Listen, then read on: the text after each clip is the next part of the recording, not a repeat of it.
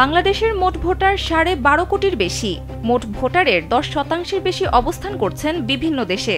বিভিন্ন পেশায় নিয়োজিত প্রবাসে থাকা এসব ভোটার দেশের অর্থনৈতিক উন্নয়নে প্রতিনিয়তই অবদান রাখছেন।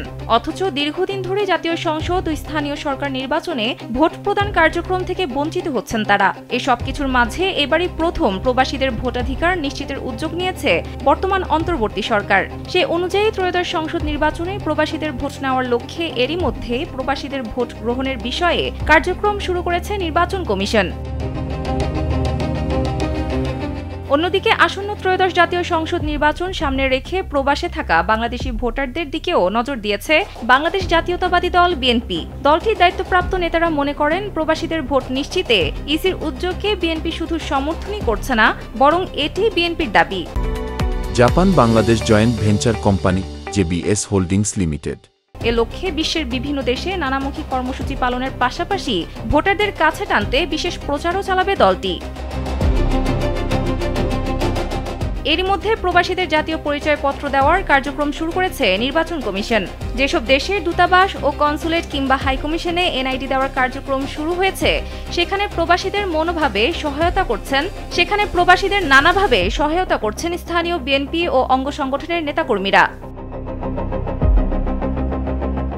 বিএনপি দীর্ঘদিন ধরে প্রবাসীদের ভোটাধিকার নিয়ে কথা বলে আসছে। তাদের দাবি, শুধু এনআইডি নয়, পাসপোর্টের মাধ্যমেও প্রবাসীদের ভোটের সুযোগ দেওয়া উচিত। এরই ধারাবাহিকতায় রোববার প্রবাসে বিএনপির প্রাথমিক সদস্যপদ নবায়ন ও নতুন সদস্যপদ গ্রহণ কর্মসূচির অংশ হিসেবে দলটির ওয়েবসাইটের মাধ্যমে অনলাইন পেমেন্ট গেটওয়ে কার্যক্রম উদ্বোধন হতে যাচ্ছে। ঢাকার গুলশানে একটি হোটেলে অনুষ্ঠিতব্য কর্মসূচিতে বিএনপির ভারপ্রাপ্ত চেয়ারম্যান তারেক রহমান ভার্চুয়ালি ও সিনিয়র নেতারা অংশ নেবেন।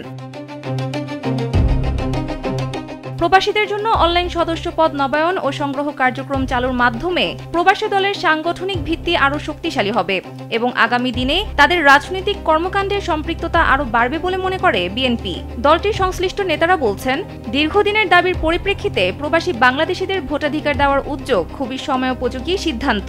প্রবাসীদের সক্রিয় অংশগ্রহণ বাংলাদেশের রাজনীতিতে গুরুত্বপূর্ণ ভূমিকা রাখতে পারে। বিএনপি নেতারা মনে করছেন, তাদের এই উদ্যোগ দেশের অন্যান্য রাজনৈতিক দলের জন্য দৃষ্টান্ত স্থাপন করতে পারে। এটি শুধু সদস্য সংগ্রহ প্রক্রিয়াকেই সহজ করবে না, বরং দেশের বাইরে দলের আর্থিক শৃঙ্খলা ও তথ্য উপাত্ত ব্যবস্থাপনায় স্বচ্ছতা আনতে সহায়ক হবে।